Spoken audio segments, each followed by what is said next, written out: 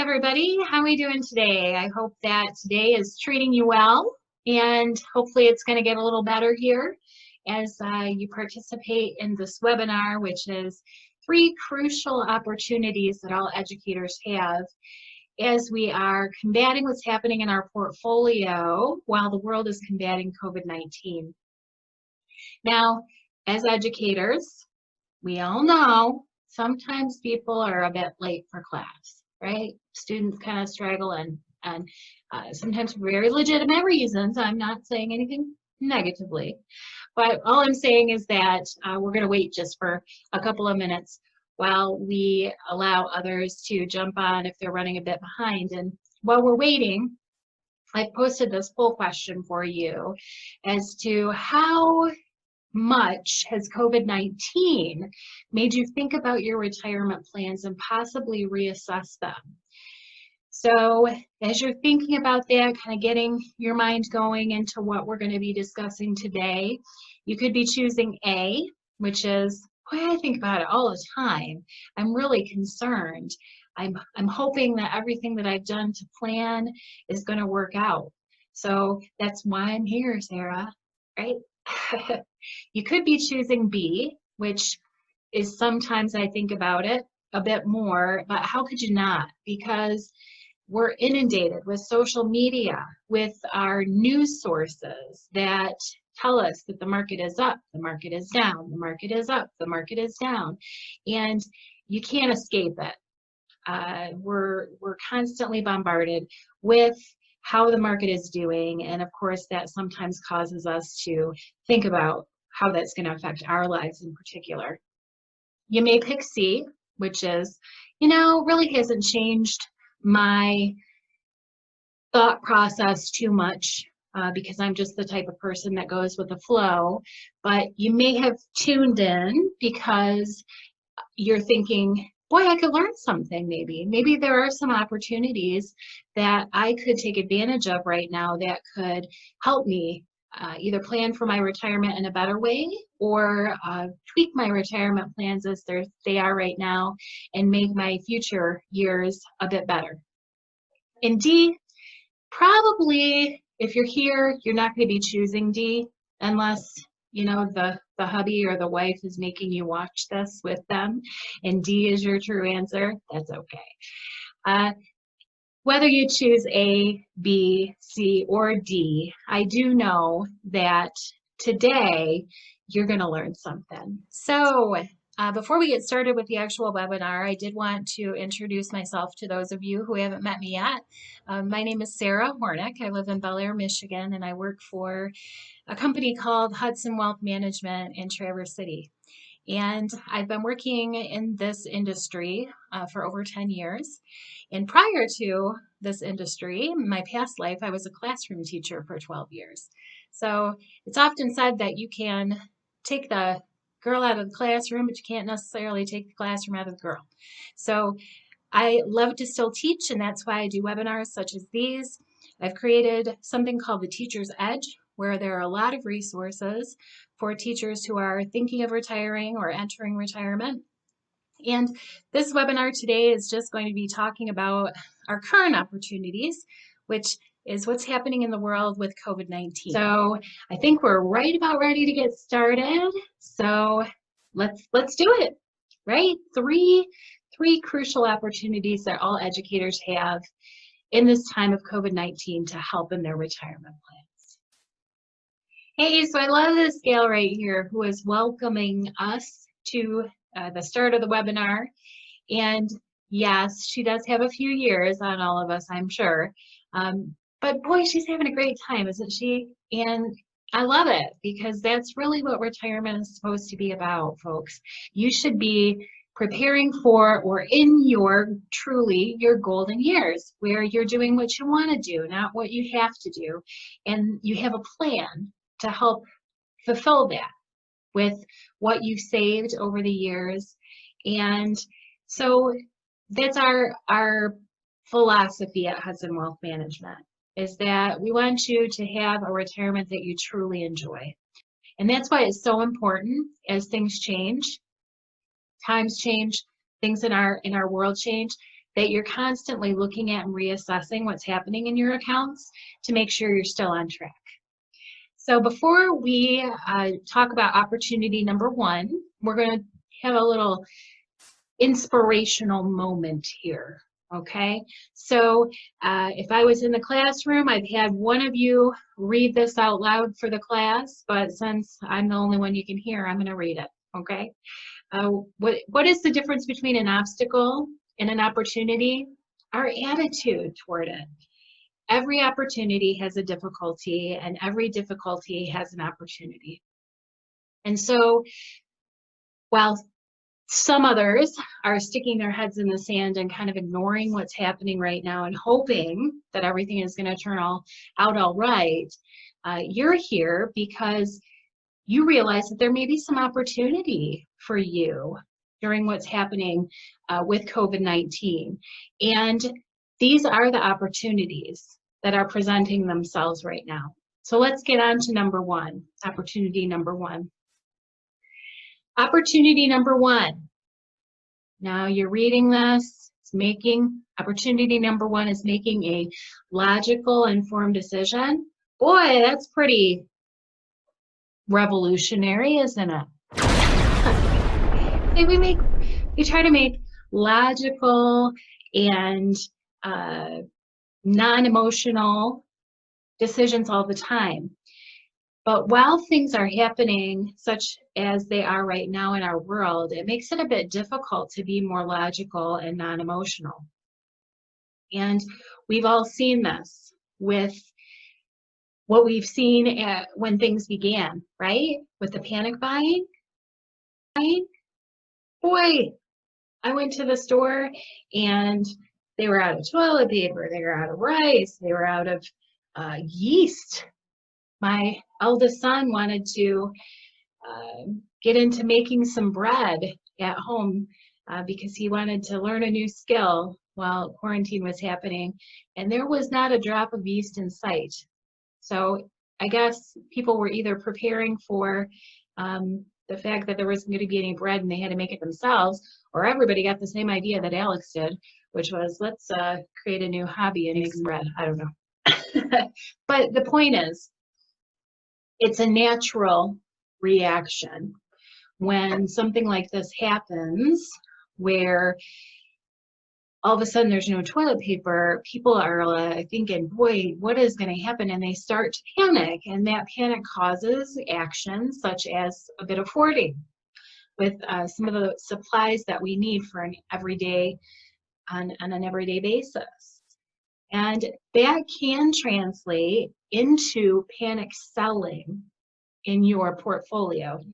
Now, you may have had a conversation with yourself, or you may have had a conversation with a friend, or you may have had a conversation with a spouse, whomever, with your current financial advisor. Should we get out? We should get out. Shouldn't we get out? It's down. Now, the adage goes that you don't sell when you're down. However, that does not stop the initial reaction that a lot of us have when the market is down, because it's scary. It's scary to think that all of that money that, if you lost 30%, okay? Let's say you lost 30%. You had $100,000 in an account, and I'm just doing that because it's easy math, and you lost 30%. That's $30,000. And you start thinking to yourself, how long did it take me to have $30,000 be contributed or grow in that account? Like a long time. And in a matter of a week or two, some of you even days, gone like that. And it causes an emotional reaction where you're thinking, boy, I think maybe I should sell what I have because I don't want to lose any more. I want to move it into something more conservative. Now, is that saying that everybody watching shouldn't do that? No, that's not, because everybody's situation is different. There may be a very logical reason for you to move into something more conservative, or there may be a very logical reason for you to stay where you're at. It's all about taking the emotion out of the decision. So one thing we want to keep in mind is that we've never been here before, meaning that we haven't had a quarantine before. We haven't been in lockdown before. We haven't been asked or required to wear masks in public. We haven't had to maintain that social distancing. We haven't been prevented from seeing our family members. It is a big deal. COVID-19 has been a big deal for us. However, in terms of how it affects the market in your portfolios, there have been 12 different times since 1980 that some sort of virus that came along impacted the market and what the market was doing. The things like AIDS and the Zika virus and SARS, they also cause market declines, but we can take a bit of confidence knowing that in 11 of those 12 times, the S&P did come back to being in a positive place within 6 months. Now, of course, past performance doesn't equal what's going to happen tomorrow, but we can have a little bit of confidence with that because bear markets, they're natural. Corrections are natural. The reason why this last one didn't feel so natural is because we had such a bull run for 10 years, 10 plus years, where we really were waiting for a correction, and it never came. However, since the 1900 to 2013, there were like 123 bear markets, and the market does experience a correction on average about every 3.5 years. It just took a long time for this one to happen. So, we can take a little bit of, just kind of take that to heart and be logical about what truly is happening with the market. Now, you're saying, why are you talking about all this?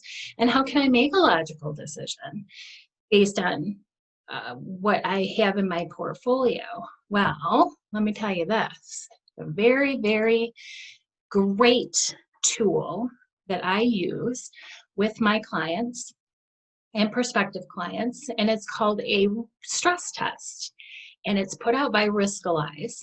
And it's software where you can take what you're currently invested in, and it's put into this software formula, and it's able to let you know, based on how you're invested right now, if another 2013 were to happen, what would my portfolio do?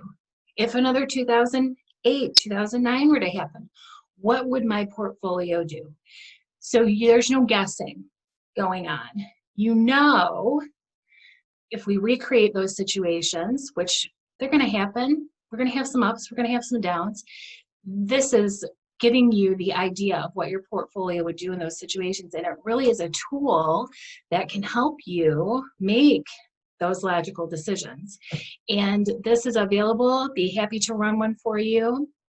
It really is informative and can help you. So let's recap opportunity number one. So opportunity to number one, make those logical, informed decisions, not on emotion. We're not going to panic. Sometimes that means leaving things as they are, and sometimes it means moving it. Using things like Riskalyze with the stress test can help you make that wise and logical decision.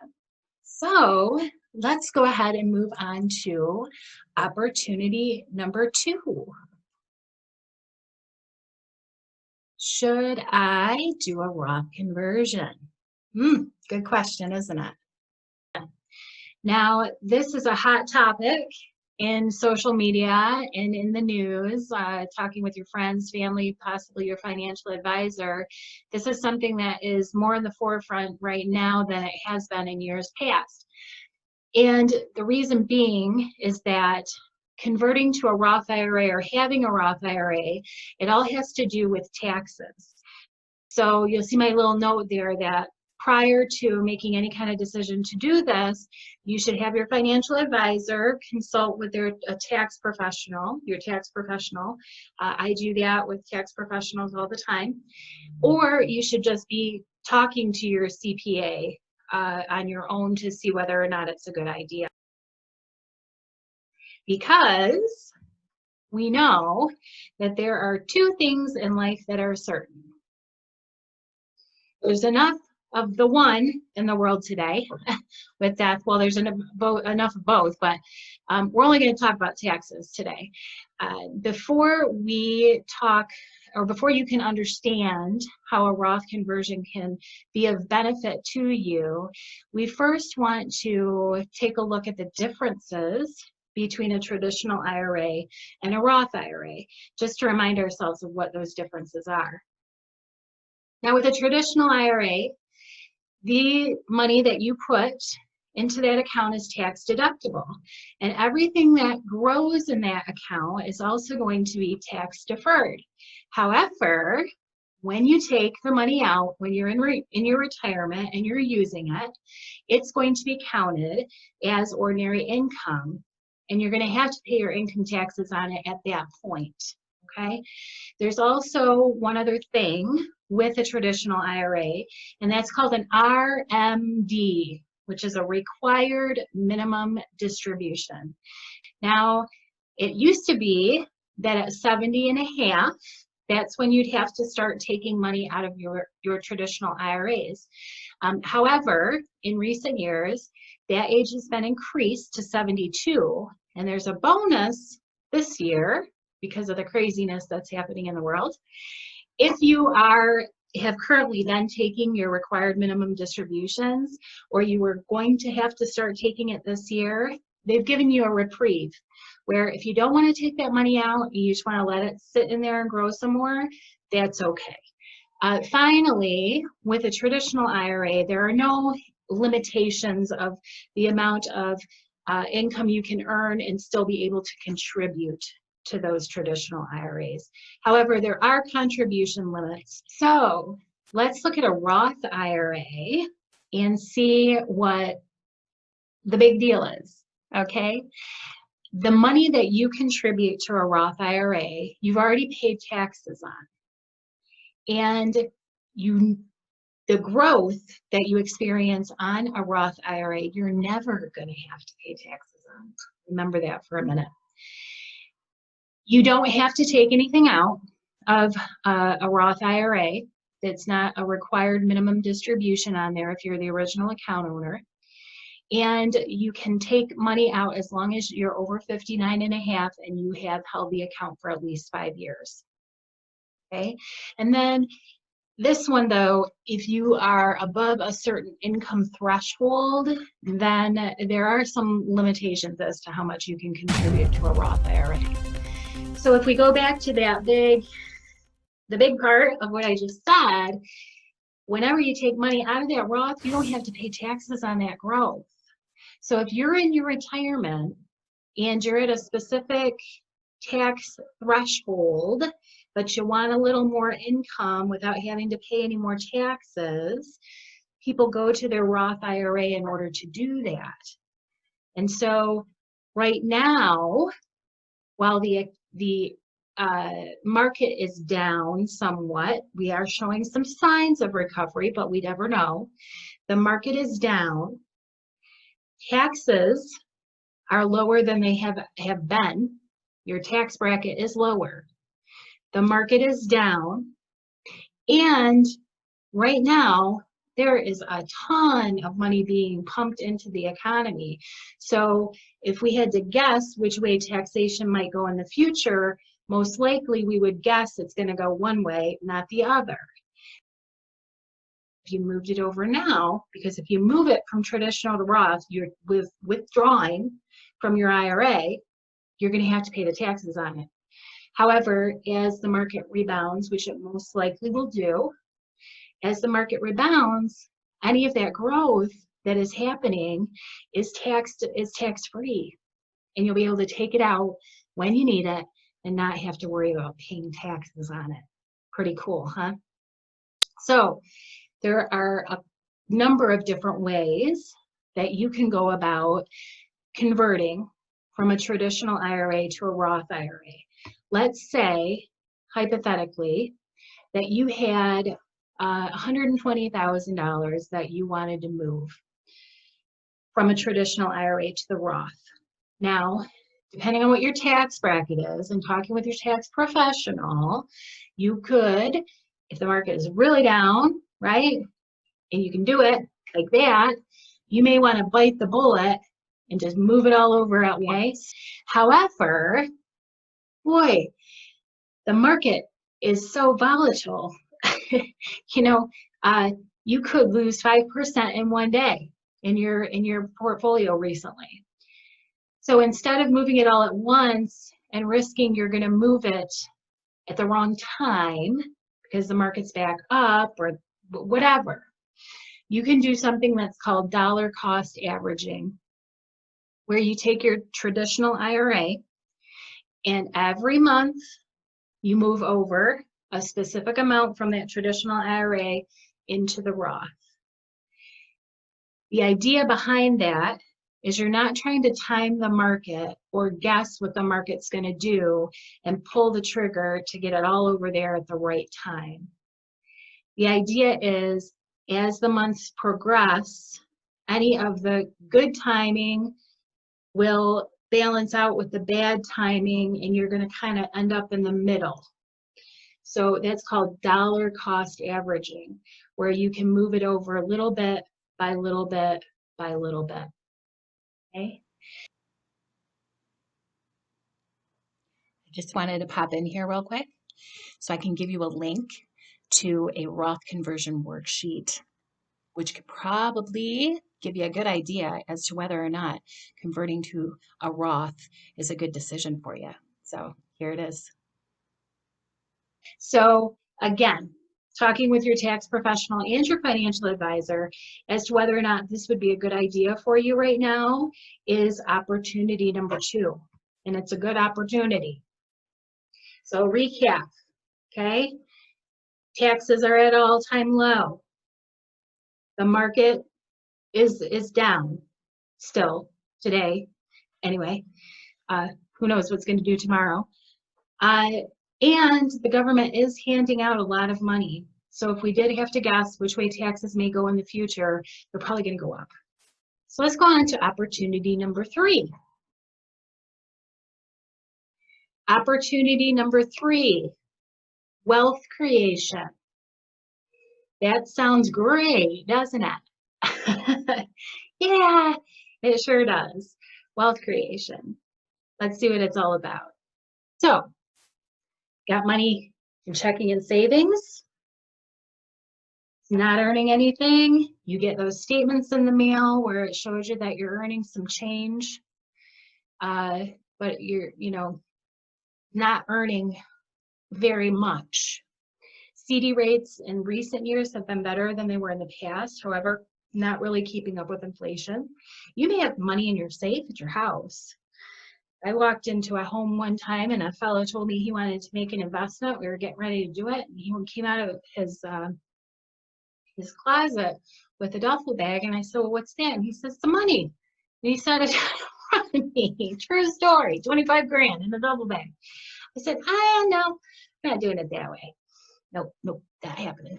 But that is a true story. So we're going to have a little more inspiration here, okay? Again, I'd like to ask one of you to read this out loud for us all in class, but we can't do that, so I'm just going to read it for us. The time of maximum pessimism is the best time to buy, and the time of maximum optimism is the best time to sell. So this goes along with that old adage of don't sell when you're down. Again, should that adage apply to everybody in every situation? Not necessarily. It depends. It's all about your unique situation and having somebody put together a plan for you that fits your exact needs and to reassess that plan as you go along. So, wealth creation, huh? How could this work? Well, let's say we're talking about airline stock. And let's say in February of 2020, we looked at airline number one. Let's say it's Michigan Airlines, okay? We looked at that stock and saw what the price was. And that price was $83, and we bought 60 shares. So we were at $5,000, okay? And then March, April, April hit, and that stock went from 83 to 26, and our investment went from 5,000 down to a little over 1,500. That's a 70% loss. Ouch, right? But you're thinking, 70% loss. All I have to do is just wait for it to come up again 70%, and I'm going to be just fine. I'm going to be back where I was. But that's not how math works, folks. It's not. So how it really works is it would take 320% gain to get you back up to where you were. Let me give you some simpler math, okay?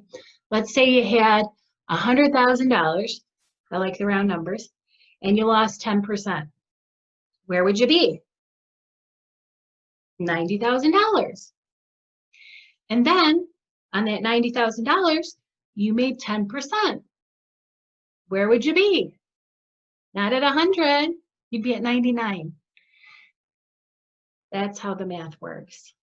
So how could this be good news? How could this work for us, work to our advantage? Well, let's see. If you have cash right now, anything with a low percentage rate, if you can get in when the market is down, okay, that's where you can see some big growth when the market returns. Now, should everybody take everything that they have in checking and savings and put it all into an airline stock? It depends. It does depend, okay? But you get my point. This is not overarching advice, okay? This is the general concept of when the market is down, if you have some money that's just sitting there and it's not doing anything for you, you can get in when the market is down, wait for the market to come back up, and you're going to make some good returns.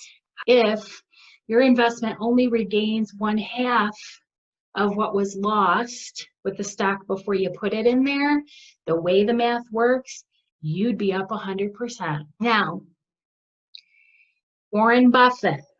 We all know Warren Buffett. He's not Jimmy Buffett's long-lost uncle or brother or cousin. Warren Buffett, one of the wealthiest men in the world. People look to him for inspiration. And one of his quotes I love is, whether we're talking about socks or stocks, I like buying quality merchandise when it's marked down. Okay? He is a very frugal man. He still lives in the same house that he lived in 1958, even though he's a billionaire. He doesn't spend more than $3 on breakfast. Very frugal man, but very smart when it comes to money. And this is a great quote that just talks about the possibility of getting in when the market's down and being able to make some gains. Okay, so an annuity, and I say don't run away, don't run away. Annuities have gotten a bad rap in the past, and some of them were pretty horrible. That's true. However, things have really changed in recent years. There's some really good products out there that can help you in your retirement. Now, the reason why I bring up an annuity is because some of you may have thought when I was talking about buying low in the market, like, I just am not comfortable doing that. Well, if you're not comfortable doing that, but you still want some growth that's tends to have the possibility to be much higher than a CD rate, has the possibility to, then an annuity might be the way that you want to go. Annuities that I'm talking about protect your principal, so you're not going to be losing based on how the market performs. Okay? They participate in market gains, though. This is what's called an equity indexed annuity, and some of you may have seen some videos that I've done talking about this type of an annuity before. Account. So if you're not comfortable with putting your money in a market-based platform where it's bouncing around depending on what the market is doing, which right now it's been very volatile, then this is definitely something that you should be talking with an advisor about, because it could be the perfect solution to this issue, and it could be a great opportunity for you right now. So an annuity is another way of wealth generation. Recap of opportunity number 3, right? Buying when the market's down. Just like my stocks, like I like my socks. Mark down, right? Have a good buy. 2, many of the wealthiest investors like Warren Buffett talk about indexed annuities and also talk about buying when the market is down. And many financial advisors do believe that the market is going to make a recovery. And we have seen signs of that in recent weeks. Okay, so what have we learned today? Well, we have the opportunity to make logical decisions that aren't emotionally based, whether to keep what we have or move it. The second opportunity that we have is, should we have a Roth conversion? That might be a wise decision right now and an opportunity to help you in your future. And then the third opportunity, whether it is buying while the market is down, or putting money into an annuity, that can create some wealth generation. These are 3 crucial opportunities that all educators have during this time of COVID-19. Now, if you'd like to have a chat with me about any of these issues in your retirement or other issues in retirement, I'm a one-stop shop. Okay, Medicare, Social Security maximization, risk management, wealth assessment and distribution, any of those things. It's my wheelhouse. That's what I do. It's what I've been doing for the last 12 years. I'm teaching folks like you instead of 16-year-old kids Shakespeare, which, you know, you're usually a much more attentive audience, but you don't get the swords to play with. Sorry. So as this webinar ends, there's plenty of opportunity for you to schedule some time for us to chat. We can chat over the phone, we can Zoom, or we can have a meeting with social distancing if you'd like. Whatever you'd like to do, I'd love to be able to be your teacher. So until I see you guys again, bye-bye.